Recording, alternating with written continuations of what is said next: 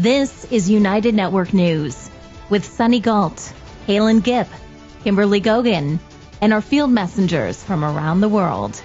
Here's today's real news. It's Wednesday, November 19th, 2025, and here are today's stories. A Canadian man says the courts ignored his defense and detained him over what he calls unlawful tickets.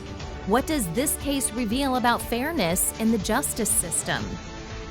Modern cars are packed with Wi-Fi, touchscreens, and safety sensors, but all that tech comes at a steep cost. Sometimes a minor fender bender can total a vehicle.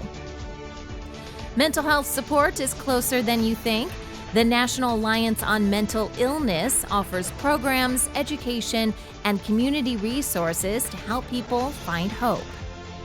Australia's home care system is getting an overhaul, promising more fairness and flexibility. But many are still unsure if the same level of care will be accessible. Across Europe, farmers are growing crops once thought impossible in cooler climates. From rice to bananas, these innovations show resilience and smarter land use.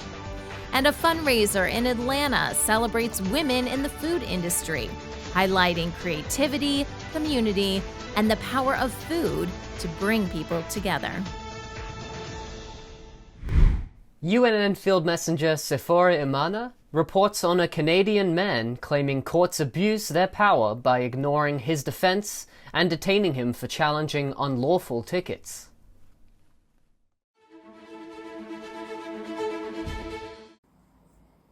Hi, my name is Sephora Imana, and today I am a field messenger for UNN, United Network News, and I'm also acting as a witness of what's happening in the courts, all the courts of Quebec, Canada. Today, I will report on a specific case, what happened at the Montreal Municipal Court, and all their abuse on man on the land. So today we will present the case of a man, a Canadian sovereign, a man standing on the land jurisdiction that appears in court because the court keeps asking his corporate name, all capital name that is from the birth certificate, into court for over and over for many times, and they keep repeating always the same fraudulent acts. They cannot see the man, they cannot hear the man, and they judge him guilty by default. Usually that's what's happening. Today we're going to see the man Jose, and why he's in court. It's because he keeps getting tickets over and over because he's talking to police officers when they're committing extortion on the people. He stops and he said, why are you flashing your lights and your sirens and disturbing the whole neighborhoods when you're extorting the people from their money? Let's say for some parking tickets or for speeding tickets, 10, 20 kilometers over the allowed speeding limit.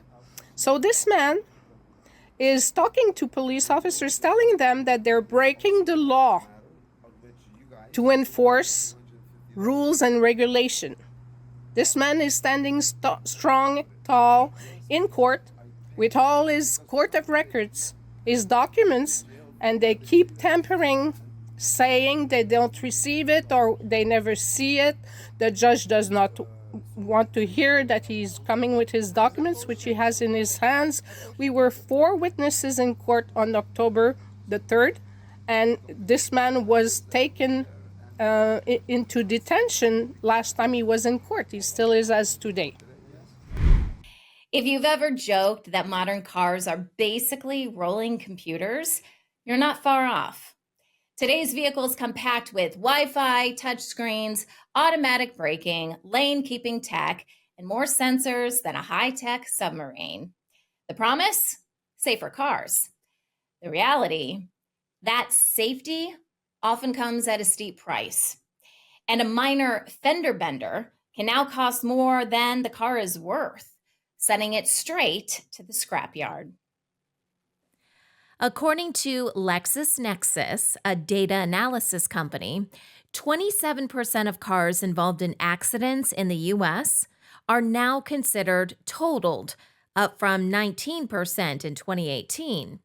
That's not a one-off spike. The percentage has been steadily rising every year. So almost 1 in 3 wrecked cars isn't getting repaired. They're getting written off. The trend isn't slowing down, and it's reshaping the way insurance companies handle claims.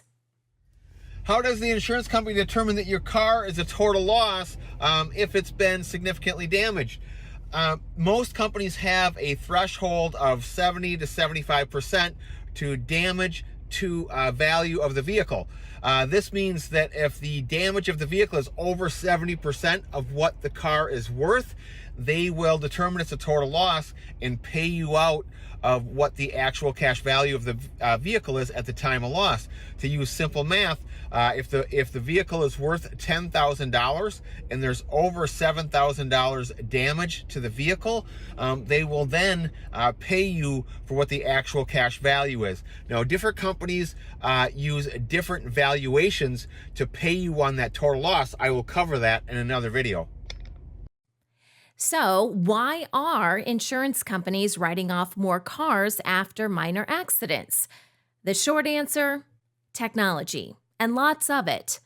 Modern vehicles are packed with expensive safety systems, radar, LiDAR, cameras, ultrasonic sensors, all hidden in bumpers, headlights, mirrors, windshields, and even under the car.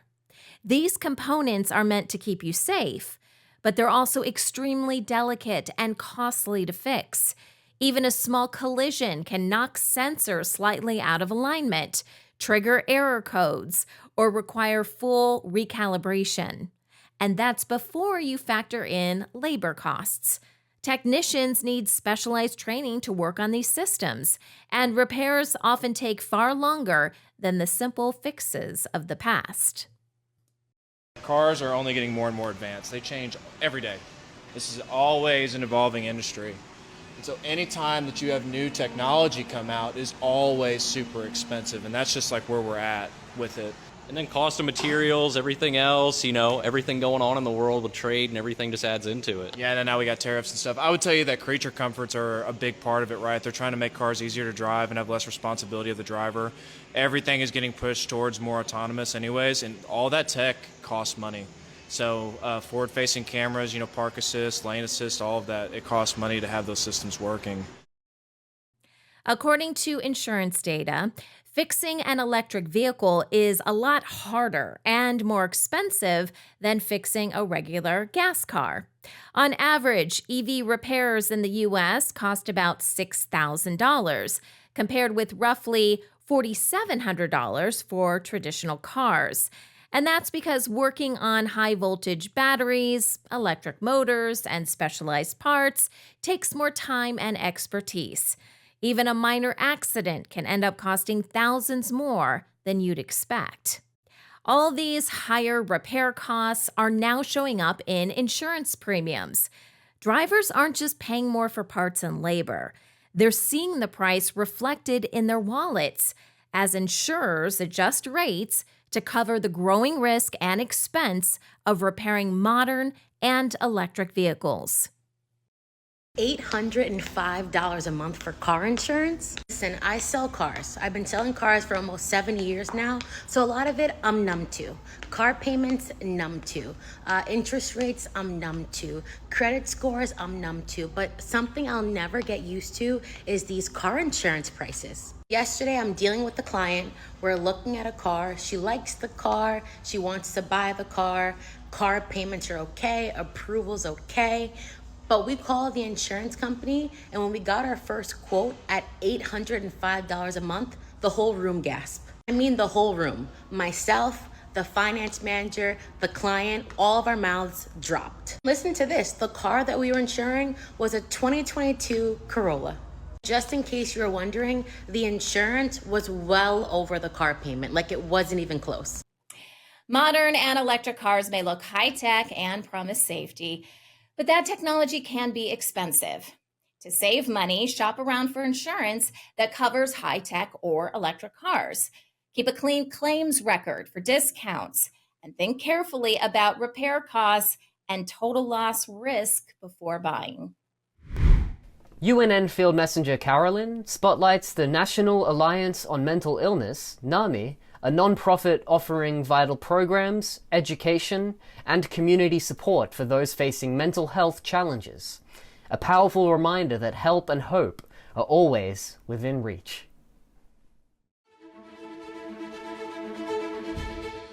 Hi, this is Carol and Field Messenger for United Network News, and I am here today at the very brand new Sarah Ann Center, the wing of NAMI, National Alliance on Mental Illness, in Naples, Florida, Collier County. Hi, everyone. I'm Beth Hatch. I'm the CEO here at NAMI Collier. We have our brand new building opening today. We have our ribbon cutting with the Naples Chamber of Commerce. We're so thrilled for our new location. It's a little over 12,000 square feet of programming space that we transforms 3 separate locations now all into one. We are so excited, not only for those we serve, but those that we will serve going forward. This room is where supplies are donated and more food is donated over here. Here's the great new gathering area. So beautiful. They have a gorgeous painting on the wall. This is the Tommy tree for a more meaningful life. And this is dedicated to all the young adults and children that have been victims of suicide. I love the mural on the wall here. Hope shines here. And this is the NAMI Collier wall. Supportive employment, hugs, self-directed care, the food pantry, supportive housing, support group. We have everything here, crisis intervention training. Thanks for watching. This is Carol reporting for United Network News. See you again soon. Bye now.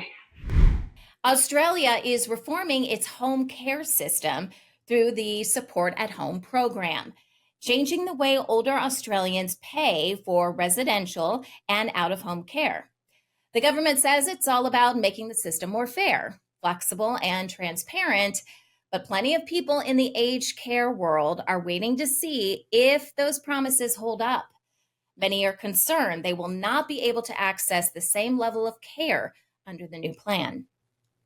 The Support at Home program brings together several existing programs, like home care packages and short-term restorative care, into one simpler, easier to navigate system.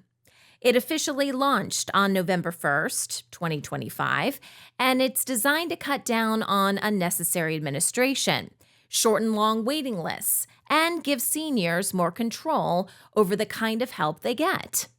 The big idea is to help them stay in their own homes and communities for as long as possible, instead of moving into residential care before they really need to. With this new setup, people can get more personalized support, from home modifications and mobility equipment to meal prep and cleaning services, all tailored to their lifestyle and needs. There's also a focus on transparency, so people can actually see where their money is going and what services they're paying for. The government says the changes will make the system more financially sustainable in the long run, hopefully ensuring aged care funding keeps up with Australia's growing aging population. Well, the big downside for people using the system is they're going to be asked to contribute more towards it. So there are new participant contributions that will be required of people using the new Support at Home program. So older people can be asked to contribute 5% of the cost, for example, of a personal care service, having a shower. If they're an age pensioner, and up to 50% of the cost of the service if you're a self-funded retiree. There's also additional charges for so-called everyday living services, which can range from 17.5% of the cost of a service for a full-age pensioner up to 80% of the cost of the service for a self-funded retiree. The government, though, has made clinical care services such as nursing, allied health, free. Older Australians entering the aged care system will now have to pay for non-clinical services like showers and help with medication. Everyone will get assessed for the level of care they need, but instead of receiving a fixed package, the funding will be tied directly to that assessment. Basically, the more income or assets you have, the more you might be asked to contribute. While the government says no one currently receiving care will pay more, many seniors might see increased out-of-pocket expenses. Everyday help, like cooking, cleaning, or housework, might also get pricier, which could make some people cut back or delay their care. For those living on fixed pensions, that's a pretty big worry, and many are still unsure if they'll be able to get the same quality and amount of care under the new setup. Apart from our pensions, the government doesn't do anything more than that. So if we need to have some help in the home, I feel we're entitled to it. I think I've contributed a hell of a lot in taxes and that over the years, so I think it's a bit unfair. I'm not against not paying anything towards them, but I guess some of the figures that I've heard sounds really extreme. So whatever savings you might have is not going to last very long. It's really going to impact on those who have not come out of their life with a lot of cash behind them, and that's most of us. These charges are exorbitant. You have a look at these prices. Domestic assistance, $95 an hour. If you just have a look at a simple one like personal care, which is showering, cleaning your teeth, doing things like that, it's $100 an hour that will be charged against your package. For seniors who can't pay for their care, the government says there will be safeguards to ensure no one is denied care based on finances. They can apply for financial hardship assistance through Services Australia or talk to their provider about reduced rates. There are also community programs like the Commonwealth Home Support Program, which can provide basic help at a lower cost while waiting for a full package. National Seniors Australia and Australian Unity are calling on the government to rethink charging for personal care like showering or wound dressing. They say it's a basic need, not a luxury, and should be fully funded to keep older Aussies healthy and out of the hospital. Tired before the day begins? NAD Plus levels drop 50% after 40. NAD Plus helps your cells bounce back fast. Most supplements give precursors. NAD Plus skips the breakdown, delivering direct, bioavailable power. Support your energy, metabolism, sleep, and stress levels at the cellular level. Join the NAD Plus revolution. Start your journey to a healthier you. Subscribe today. Hey, I'm Kirsten from Switzerland. This is Wayne from Tucson. Hi, my name is Desmond from Ghana. I am Claudia from Dawsonville, Georgia. I'm Mikey from Pretoria, South Africa. Hi, I'm Steve McGrath, Fort McMurray, Alberta, Canada. People from all around the world are coming together. Happy day, beautiful world. We are here in a rather small urban garden, and this video is just to show you the joys that we've had in this garden with the electric gardening. When news happens in their area, they show us what's really going on. We have people in the streets protesting for and against. At United Network News, our field messengers are changing the face of news. This is Field Messenger Helen reporting with Nature, and I'm going to talk to you about the bees again. Take the next step in restoring our planet. Become a UNN Field Messenger today. Hi, I'm Stephanie from South Africa. If it's going to be, it's up to me. If it's going to be, it's up to me. It's up to me. It's up to me. It's up to me. It's up to me. It's up to all of us. We're UNN, and we're taking back the news. Europe isn't usually where you'd expect to find rice paddies or banana trees. But new technology and creative farming are changing that. Across the continent, farmers and researchers are experimenting with crops once thought impossible in cooler climates. It's not just about curiosity, it's about resilience, innovation, and finding smarter ways to use land in a changing world. And some of the most surprising success stories are coming from places you'd least expect. Take the UK, for example. In 2025, the UK Centre for Ecology and Hydrology joined forces with farmers in the Cambridgeshire Fens to try something totally new: growing rice in British soil. Instead of draining the land for wheat or barley, they're using naturally soggy peatlands to their advantage.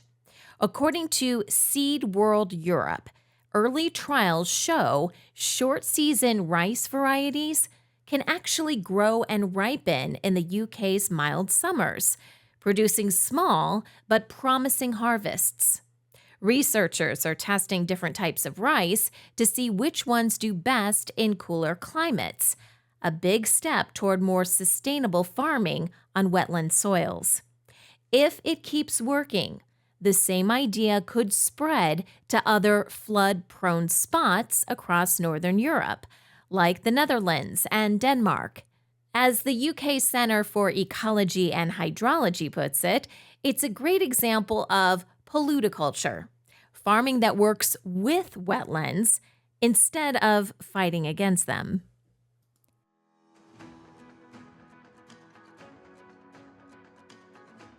We've been working with farmers in the Fens to look at alternative land uses for the drained peat soil. And these include re-wetting the peat and looking at alternative crops that you can grow on re-wetted peat. This includes novel crops such as rice, which we're sourcing from as far afield as the Philippines and Southeast Asia, but also much closer to home. So we've got rice varieties from Italy that we're testing as well. We're also growing some of the more conventional salad crops that are grown in the Fens, but with higher water tables to reduce emissions. We're looking at setting aside land for nature and in the re-wetted peat, so we're creating wet woodland habitat and native fen vegetation. And we're also looking at potential to produce bioenergy, so we're planting willow trees that can be burnt in power stations. Now let's head up north to Iceland, where farming takes a seriously unexpected turn. The country might be famous for glaciers, not tropical fruit, but geothermal energy changes everything. For example, in a small town in southwestern Iceland known for its hot springs, farmers have been using naturally heated greenhouses to grow bananas since the 1950s. The harvests are small, but it's still one of the northernmost banana farms in the world. The goal isn't to flood supermarkets. It's about testing how renewable energy can power agriculture in extreme conditions. According to Iceland Magazine, the bananas take longer to ripen because there's less sunlight, but they end up with a surprisingly rich flavor. These same greenhouses now grow tomatoes, cucumbers, and even coffee, all without burning a drop of fossil fuel. It's a cool reminder that clean energy can make local food possible, even in the most unlikely places. So if bananas love warm, sort of humid conditions, how is it that you're recreating that here in Iceland? We have geothermal energy that comes straight from the ground. So this is heat from the ground? It's heat from the ground, yeah. And it goes into these really, really warm pipes. Okay. And then we build the greenhouse. Yeah. Put the pipes into the greenhouse to keep it warm and nice. Yeah. And then we can grow bananas. So this is a banana radiator? Kind of. Yeah, you could say that. Yeah. It's really warm. So hot. Yeah. And is that because the water is coming out of the ground at that temperature? Yeah, this is actually steam that goes into the ground because the temperature is 120 degrees. So it's not water, it's steam. It's hard to explain just how hot the banana radiators are, but I can show you. So I'm using a thermal imaging camera right now, which will show you how hot and cold things are. And you can see that the radiators are bright yellow and white, and that means they are very, very hot compared to the rest of their surroundings. Oh my gosh! They're even in the top of the greenhouse. I hadn't even noticed those earlier. Look, there's even heat running through the top as well. Beyond bananas and rice, a growing number of unconventional crops are taking root across Europe. In Italy and Spain, farmers are testing teff, millet, and cowpeas, grains and legumes that handle drought better than wheat or barley. Sorghum, a heat-tolerant cereal once limited to Africa, is being trialed in France and Germany as a low-water alternative to livestock feed and bioenergy. In Northern Europe, researchers are even exploring sweet potatoes and chickpeas as warmer temperatures extend growing seasons. Novel crops in Europe aren't just about growing weird stuff for fun. They're about rethinking how to keep farming sustainable, diverse, and resilient. They show how climate challenges can actually open new doors for innovation and creativity in agriculture. And as these experiments keep succeeding, Europe's farmlands might start looking very different and a lot more adaptable in the years ahead. The Community Farmers Market in Atlanta hosts an annual fundraiser called Lady Locavores, celebrating women in the food industry. UNN Field Messenger Claudia speaks with the creative director about the organization's mission and goals.